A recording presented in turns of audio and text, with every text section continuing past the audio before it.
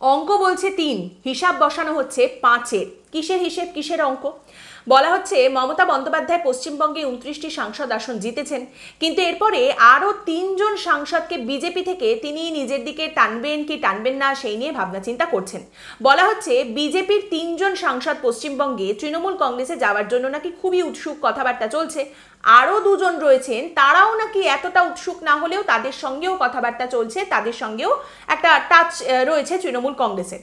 এবার এদের মধ্যে থেকে বিজেপির কতজন পশ্চিমবঙ্গে তৃণমূলে যাবেন আর কতজন যাবেন না সেই হিসেবটা খুব স্পষ্ট হয়ে যাবে শপথ গ্রহণের পর, যখন দেখা যাবে পশ্চিমবঙ্গ থেকে কজন মন্ত্রী হলেন আর কজন মন্ত্রিত্ব পেলেন না। যাদের নামে বাজার গরম করা হচ্ছে যে এরা মন্ত্রী হতে পারেন, তারা যদি সত্যিই মন্ত্রিত্ব পেয়ে যান তাহলে তো কাল থেকেই একেবারে ভাজা মাছটা উল্টে খেতে পারেন না, এরকম একটা মুখ করে ঘুরে বেড়াবেন। আমি দল বদল ভেবেছি না, কই না তো কখনো ভাবিনি, এরকম ভাবে তারা ঘুরে বেড়াবেন। আর সেটা যদি না হয়, তারা যদি মন্ত্রিত্ব না পান, তাহলে কিন্তু তারা উল্টো দিকে ছুটতেই পারেন। এবার আপনি প্রশ্ন করতে পারেন যে মমতা বন্দ্যোপাধ্যায় এটা করতে চাইছেন কেন? তিনি 3 জন বিজেপির সাংসদকে নিজের দলে কেন টানতে চাইছেন? তিনি কি সরকার গঠন করতে চাইছেন? তিনি কি নিজে প্রধানমন্ত্রী হতে চাইছেন? ব্যাপারটা কি হলো? কংগ্রেস 99টা আসন পেয়েছে, একজন ইন্ডিপেন্ডেন্ট সমর্থন দেবেন বলেছেন। ওদিকে স্টালিনের সঙ্গে মমতা বন্দ্যোপাধ্যায়ের সম্পর্ক ভালো, রাহুল গান্ধীর সম্পর্ক ভালো, অখিলেশ যাদবের সঙ্গে রাহুল গান্ধীর সম্পর্ক ভালো, তাহলে বাড়া ভাতে ছাইয়ের মতো ব্যাপার হয়ে যাবে না? এদিকে চন্দ্রবাবু নাইডুর সঙ্গে কিন্তু আবার মমতা বন্দ্যোপাধ্যায়ের সম্পর্ক ভালো রয়েছে। দুজনে মিলে একসঙ্গে জোট করতে গিয়েছিলেন। নাইডু যখন দিল্লিতে গিয়েছিলেন মোদির বিরুদ্ধে ধর্ণা দিতে, তখন তো মমতা বন্দ্যোপাধ্যায় মানে তৃণমূল কংগ্রেসও তার সঙ্গে গিয়েছিল। তাহলে হচ্ছেটা কি ব্যাপারটা? দেখুন, এইভাবে যদি ভাবতে যান, এইভাবে যদি হিসেব করতে যান, তাহলে হিসেবই কষে যাবেন, কনক্লুশন বেরোবে না। বরং বিষয়টাকে এইভাবে দেখুন, মমতা বন্দ্যোপাধ্যায়, আমি 5-এর কথা ছেড়ে দিলাম, 3 জন এমপিকেও বিজেপির থেকে যদি নিজের দিকে টেনে আনতে পারেন, অন্যদিকে যদি দেখা যায় যে মহারাষ্ট্রে সরকার ডগমগর পরিস্থিতি তৈরি হচ্ছে, সেখানে বিজেপির কিছু এমপিকে অন্যদিকে টেনে নেওয়া যাচ্ছে, তাহলে কিন্তু সরকার ফেলে দেওয়া যাবে না কেন্দ্রে, সেই নাম্বার নেই। কিন্তু সরকার যেটা কেন্দ্রে রয়েছে অর্থাৎ এনডিএ সরকার, সেখানে বিজেপিকে তার শরিক দলগুলোর উপরে আরো বেশি করে নির্ভরশীল করে দেওয়া যাবে। অর্থাৎ বিজেপির এমপি সংখ্যা কমলে বিজেপিকে কিন্তু চন্দ্রবাবু নাইডু এবং নীতিশ কুমারের উপরে অনেক বেশি নির্ভরশীল হতে হবে। সেই জায়গাটা তৈরি করা যেতে পারে। ইন্ডিয়া জোট বিজেপির সঙ্গে ডিরেক্টলি কোনো সমীকরণ বসাতে না পারলেও তার শরিক দলদের দিয়ে কিন্তু এই সমীকরণটা বসাতে পারে চন্দ্রবাবু নাইডু এবং নীতিশ কুমার। আপনারা জানেন নীতিশ কুমার একাধিকবার তো পাল্টি খেয়েইছেন, পাল্টুরাম তাকে বলাই হয়। এবারেও আপনারা জানেন যে নীতিশ কুমার এনডিএতে রয়েছেন, কিন্তু তিনি ফ্লাইটে উঠেছিলেন একসঙ্গে তেজস্বী যাদবের সঙ্গে। তো সেখানে কি কথাবার্তা আলোচনা কিছুই হয়নি। তেজস্বী যাদব মোটামুটি ব্যাকডোরটা খুলেই রেখেছেন নীতিশ কুমারের আসার জন্য। চন্দ্রবাবু নাইডুর কথা আগেই বললাম, মমতা বন্দ্যোপাধ্যায়ের সঙ্গে তার সম্পর্ক ভালো। অখিলেশ যাদব, শরদ পাওয়ারের সঙ্গেও তার সম্পর্ক ভালো। এছাড়া কিভাবে ইনফ্লুয়েন্স করা যায় চন্দ্রবাবু নাইডুকে? আপনারা জানেন চন্দ্রবাবু নাইডু কিন্তু মুসলিম রিজার্ভেশন চেয়েছেন 3%। ওদিকে তার ছেলে, যিনি কিনা এরপরে তার রাজনীতিকে এগিয়ে নিয়ে যাবেন, চন্দ্রবাবু নাইডু হয়তো এরপর আর একটা নির্বাচনে দাঁড়াবেন, তারপর তার ছেলেই এগিয়ে নিয়ে যাবেন, সেই চন্দ্রবাবু নাইডুর ছেলেও কিন্তু এই মুসলিম রিজার্ভেশনের কথা বলেছেন।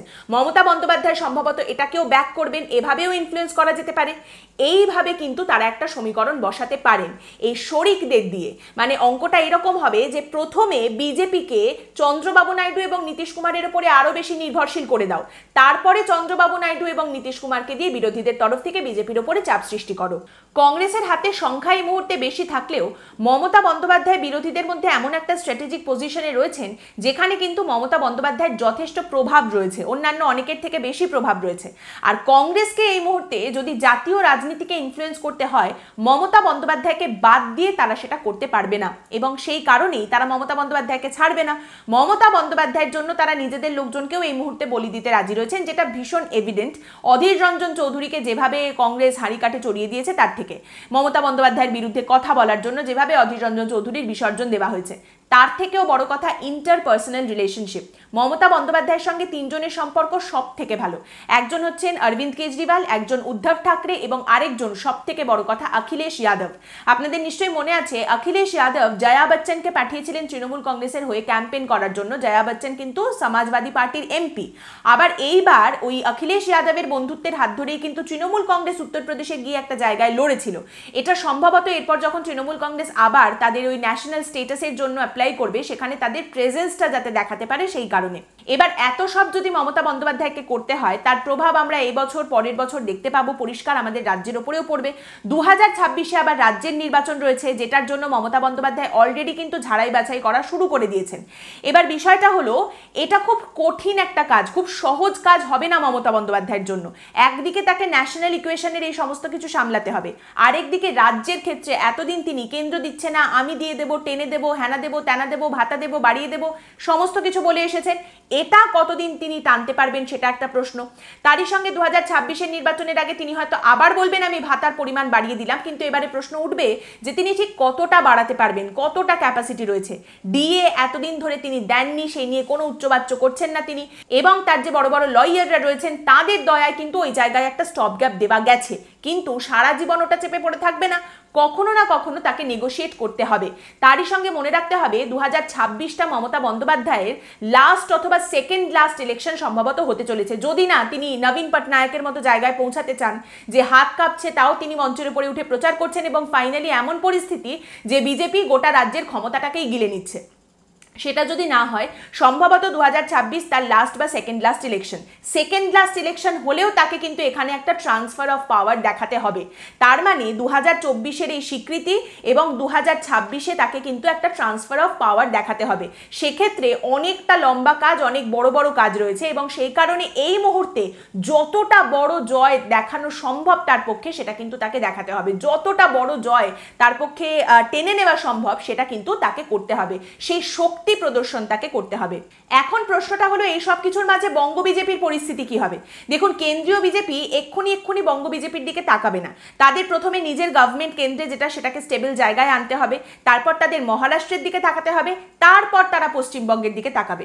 সম্ভবত পশ্চিমবঙ্গের ক্ষেত্রে বঙ্গ বিজেপির একটা রিহল দেখা যেতে পারে, যে ঢেলে সাজানো হবে আবার সবটা নতুন করে, আর না হলে যারা আছেন তারা থাকবেন, কিন্তু তাদের মাথার উপরে একাধিক অবজারভারকে বসানো হবে।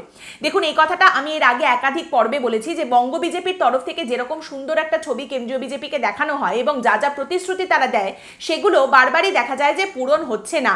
2021-এও সেটা হয়েছে, এইবার 2024-এও হলো, দুবার অলরেডি হয়ে গেছে। 3 নম্বর বার যদি আবার হয় তাহলে তো আর বলার কিছুই থাকে না। তারই সঙ্গে এটা যদি হয় বিজেপির জন্য খুব চাপের হবে, তার কারণ বিজেপিকে এবারের নির্বাচন চোখে আঙুল দিয়ে দেখিয়ে দিয়েছে যে দক্ষিণ এবং পূর্ব থেকে তাদের আসন সংখ্যা বাড়াতে হবে। এবারে তাদের এটাই স্ট্র্যাটেজি ছিল যে হিন্দি হার্টল্যান্ডে যদি কোথাও কিছু কমে যায় পূর্ব আর দক্ষিণ সেটা মেকআপ করে দেবে, কিন্তু পশ্চিমবঙ্গে এমপি আসন সংখ্যা 18 থেকে 12-তে নেমে গিয়ে সেই স্ট্র্যাটেজির উপরে একেবারে জল ঢেলে গেছে। অতএব এই মুহূর্তে তাদের কাছে বিষয়টা খুব পরিষ্কার যে এই পূর্ব দিকে মানে ওয়েস্ট বেঙ্গলেও কিন্তু তাদের সংগঠনকে মজবুত করতে হবে, না হলে শুধু ওই হিন্দি হার্টল্যান্ডের দিকে নজর দিয়ে বসে থাকলে বারবার কিন্তু এরকমই গোত্তা খেতে হবে। যদি তারা সরকার গঠন করতে পারেও সেক্ষেত্রে শরিক দলের ওপরে কিন্তু ভীষণভাবে নির্ভরশীল হতে হবে। তারই সঙ্গে এখানে আরেকটা হিসেব রয়েছে রাজ্যসভায় এমপি পাঠানোর, সেখানেও যদি এমএলএরা গন্ডগোল করেন এবং যে এমপি রাজ্যসভায় যাচ্ছেন তিনি যদি গিয়ে ট্যান্ডাই ম্যান্ডাই করেন সেটাও বিজেপির জন্য চাপের। লোয়ার হাউস অলরেডি ডগমগ, আপার হাউসেও যদি ট্যান্ডাই ম্যান্ডাই হয় তাহলে বিল পাস করানোটা তাদের পক্ষে যথেষ্ট কঠিন একটা বিষয় হবে। দেখুন, মমতা বন্দ্যোপাধ্যায় এই জন্যেই বিজেপির কাছে সব থেকে বড় মাথা ব্যথার কারণ এখন যে মমতা বন্দ্যোপাধ্যায় এই মুহূর্তে হয়তো বিরোধী জোটের মধ্যে থেকে সরকার ফেলে দেবার পক্ষে নন, কিন্তু 2026-এ পশ্চিমবঙ্গে আরো বড় ম্যান্ডেট নিয়ে আসার পক্ষে মমতা বন্দ্যোপাধ্যায়, এবং তার জন্য কাজ তিনি অলরেডি শুরু করে দিয়েছেন। মমতা বন্দ্যোপাধ্যায় শরিকদের দিয়ে চাপ সৃষ্টি করিয়ে বিজেপির ওপরে যদি পশ্চিমবঙ্গে ইডি সিবিআই এর উৎপাতও কিছুটা কমাতে পারেন সেটারও কিন্তু একটা বড়সড় সমীকরণ এবং লাভ তৃণমূল কংগ্রেস পাবে।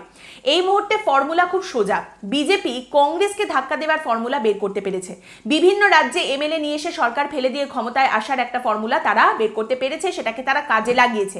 কিন্তু বিজেপির যতগুলো ট্যাকটিক্স রয়েছে তার মধ্যে একটাও থ্যাঙ্কস টু বঙ্গ বিজেপি পশ্চিমবঙ্গে কিন্তু বিজেপি কাজে লাগাতে পারেনি।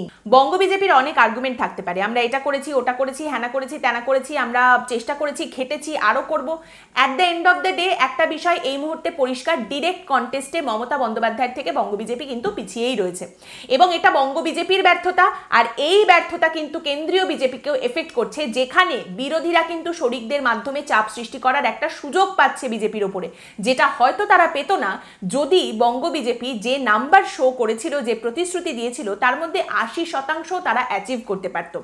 দেখুন, এক্ষুনি যদি সংগঠনের দিক দিয়ে হোক, স্ট্র্যাটেজির দিক দিয়ে হোক একটা বড় সড়ো পরিবর্তন না আসে, তৃণমূল কংগ্রেস এবং মমতা বন্দ্যোপাধ্যায় কেন্দ্রীয় বিজেপির জন্য অন্যতম মাথা ব্যথার কারণ হতে চলেছেন। বাকি অন্যান্য বিরোধী দলের থেকেও মমতা বন্দ্যোপাধ্যায় বেশি প্রবলেম তৈরি করতে চলেছেন মোদিজির জন্য। আজকের পর্ব এখানেই শেষ করছি। আপনাদের মতামত এই পর্ব সম্পর্কে অবশ্যই জানাবেন কমেন্ট করে। পরের দিন আবার দেখা হবে অন্য একটি বিষয় নিয়ে আলোচনায়। ভালো থাকবেন।